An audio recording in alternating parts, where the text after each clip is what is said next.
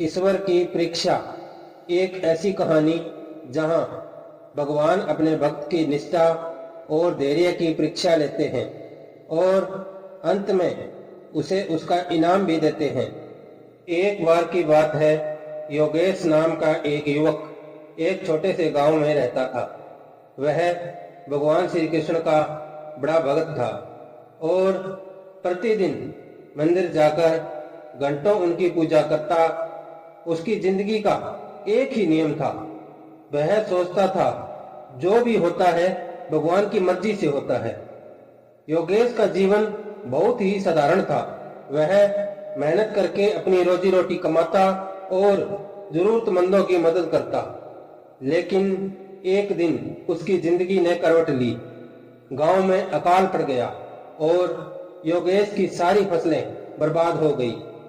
लोग गांव छोड़कर अन्य जगह बसने लगे, लेकिन योगेश ने कहा, भगवान जो करते हैं अच्छे के लिए करते हैं, मैं यहाँ से नहीं जाऊंगा।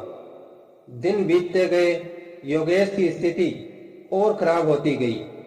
उसके पास खाने के लिए कुछ नहीं बचा। एक दिन वह भूखा प्यासा भगवान के मंदिर में गया और उनके सामने हाथ जोड़कर बोला, हे प्रभु, मैंने हमेशा आप पर विश्वास किया है। मुझे यकीन है कि आप मेरी मदद करेंगे। उस रात एक कुत्ता उसके पास आया। वह भूख से व्याकुल था, लेकिन योगेश के पास केवल एक सूखी रोटी। उसने वह रोटी भी उस कुत्ते को दे दी।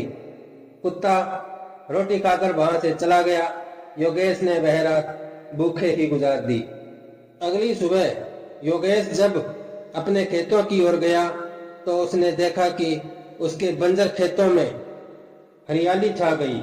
वहां से बहते एक झरने ने उसके खेतों को पानी से भर दिया।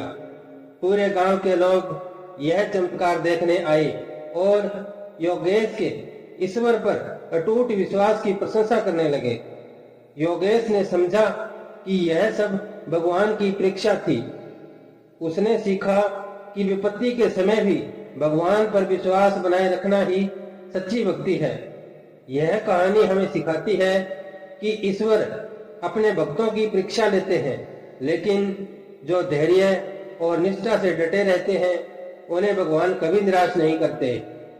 यह कहानी हमें सिखाती है कि ईश्वर हमारी निष्ठा और धैर्य की परीक्षा लेते हैं, लेकिन अंत में सच्चे विश्वास और अच्छे कर्मों का फल अवश्य मिलता है।